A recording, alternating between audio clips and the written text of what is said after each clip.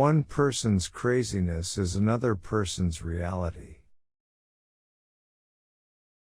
Movies are like an expensive form of therapy for me. Visions are worth fighting for. Why spend your life making someone else's dreams? Anybody with artistic ambitions is always trying to reconnect with the way they saw things as a child. I've always been misrepresented. You know, I could dress in a clown costume and laugh with the happy people, but they'd still say I'm a dark personality. It's good as an artist to always remember to see things in a new, weird way. I can't remember any dreams in my life. There's so much strange in real life that it often seems like a dream. I always liked strange characters. When I was growing up, Dr. Seuss was really my favorite.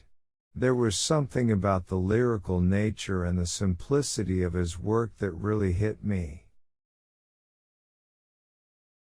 I've found that the people who play villains are the nicest people in the world, and people who play heroes are jerks. It's like people who play villains work out all their problems on screen, and then they're just really wonderful people. I have a problem when people say something's real or not real, or normal or abnormal.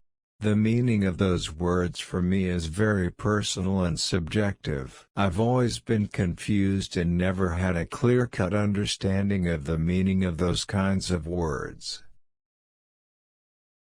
I think a lot of kids feel alone and slightly isolated and in their own world. People told me I couldn't kill Nicholson, so I cast him in 2 roles and killed him off twice. A lot of things you see as a child remain with you. You spend a lot of your life trying to recapture the experience. In Hollywood, they think drawn animation doesn't work anymore. Computers are the way. They forget that the reason computers are the way is that Pixar makes good movies. So everybody tries to copy Pixar. They're relying too much on the technology and not enough on the artists. When you're making a movie, it's a very interiorized world.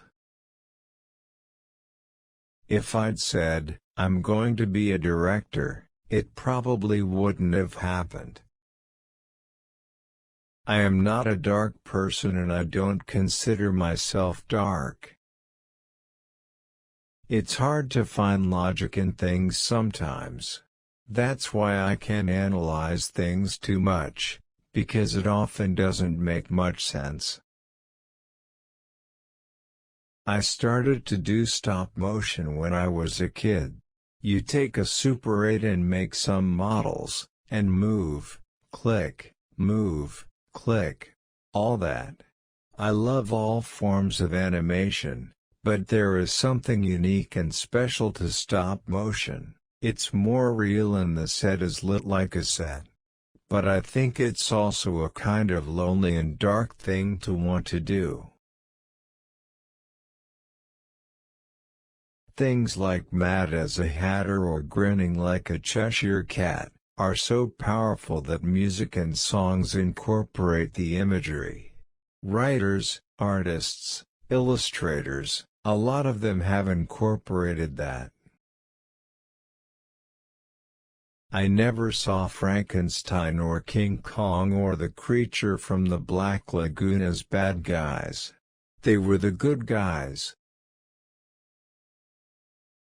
Things that I grew up with stay with me. You start a certain way, and then you spend your whole life trying to find a certain simplicity that you had. It's less about staying in childhood than keeping a certain spirit of seeing things in a different way. I wouldn't know a good script if it bit me in the face. I get so tired of people saying, "Oh, you only make fantasy films and this and that," and I'm like, well no, fantasy is reality, that's what Lewis Carroll showed in his work. I did some sports. It was a bit frustrating. I wasn't the greatest sports person,